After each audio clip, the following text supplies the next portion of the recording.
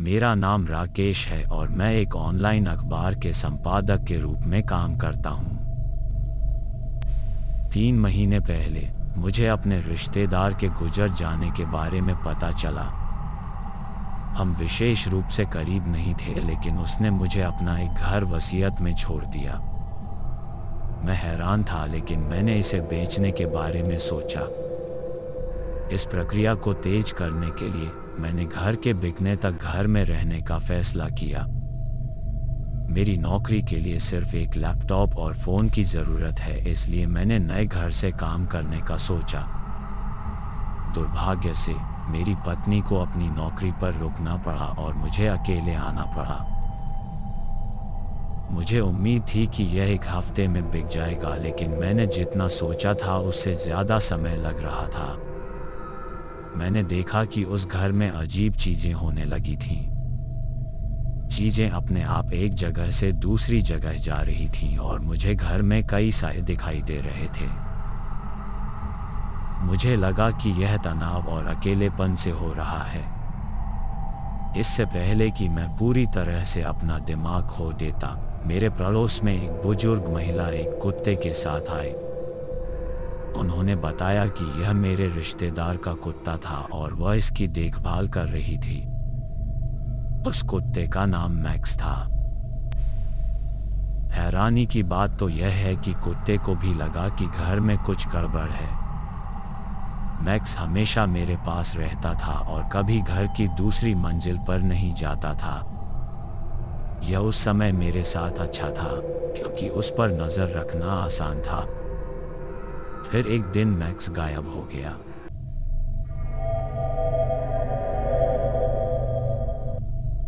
एक सेकंड वह मेरे ठीक पीछे खड़ा था जब मैं उसे नाश्ता दे रहा था, और अगले ही पल वह गायब हो गया।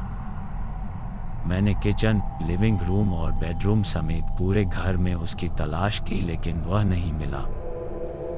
मैंने उसे देखने के लिए ऊपर दूसरी मंजिल पर जाने का फैसला किया, लेकिन वह वहां भी नहीं था।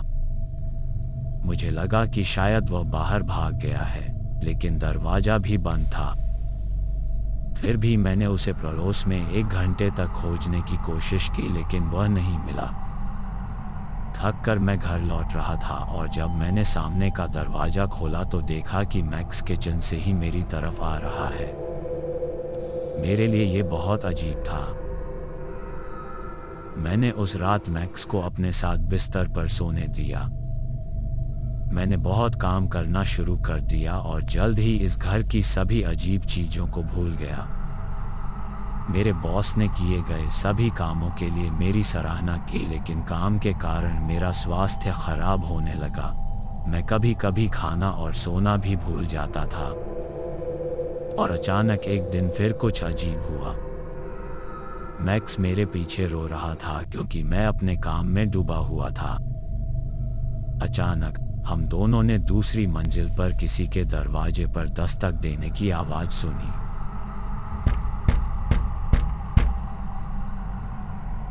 पहली बार मैक्स खुद से ऊपर दूसरी मंजिल पर गया।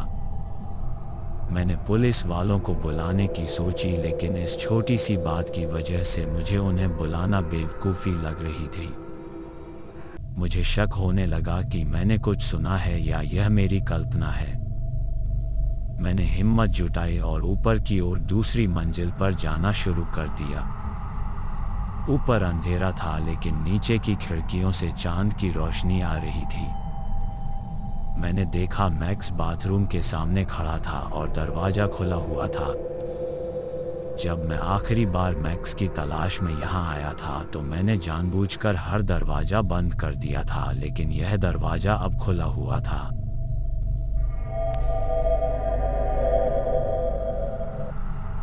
मैंने लाइट चालू करने की कोशिश की, लेकिन कुछ नहीं हुआ। मैं डर कर धीरे धीरे बाथरूम की ओर चलने लगा। यहाँ कोई खिड़की नहीं थी, इसलिए अंदर अंधेरा था। मैं भयभीत हुआ। हैरानी की बात यह है कि मैक्स बिल्कुल स्थिर खड़ा था। उसकी पूंछ सीधी खड़ी हो गई और वह वहीं खड़ा होकर दरवाजे की तरफ देख रहा था। पूरे समय मैं अंधेरे में देखने की कोशिश कर रहा था, लेकिन बाथरूम इतना छोटा था कि कोई वहां छिप नहीं सकता था। मुझे अचानक एहसास हुआ कि मेरी जेब में मेरा फ़ोन है। मैंने अपना फ़ोन बाहर निकाला और फर्श पर कुछ रोशनी डालने के लिए उसकी लाइट चालू कर दी। मैं अपने पैरों के नीचे कुछ चमकदार लाल लिक्विड देखकर घबरा गया और दूसरी मंजिल से भाग गया।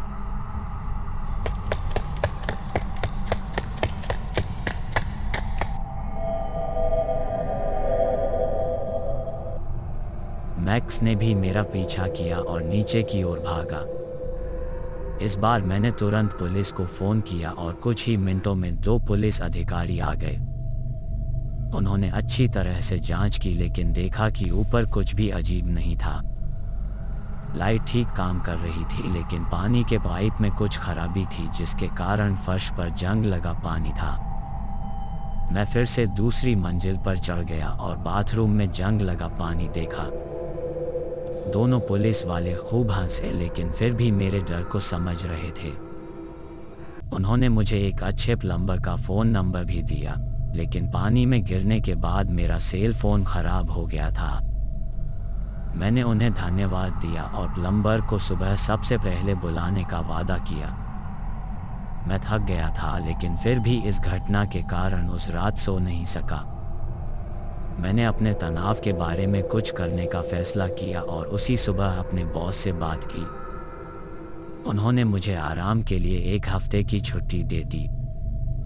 अपनी छुट्टियों के दौरान मैं हर समय मैक्स के साथ खेलता और रहता था।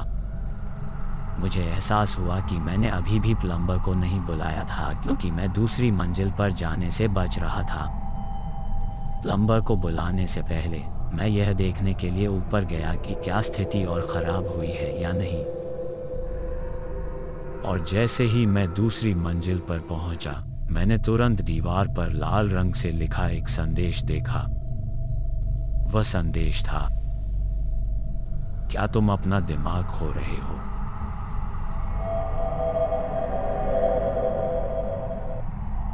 एक पल के लिए मैं वास्तव में इसे पढ़कर अपना दिमाग खो बैठा। मैं बहुत डरा हुआ था और मुझे लगा कि घर में कोई घुस आया है, शायद जब मैं सो रहा था। मैं सोच रहा था कि क्या यह वास्तव में कोई है जो घर में घुस आया है, या यह कोई भटकती हुई आत्मा है।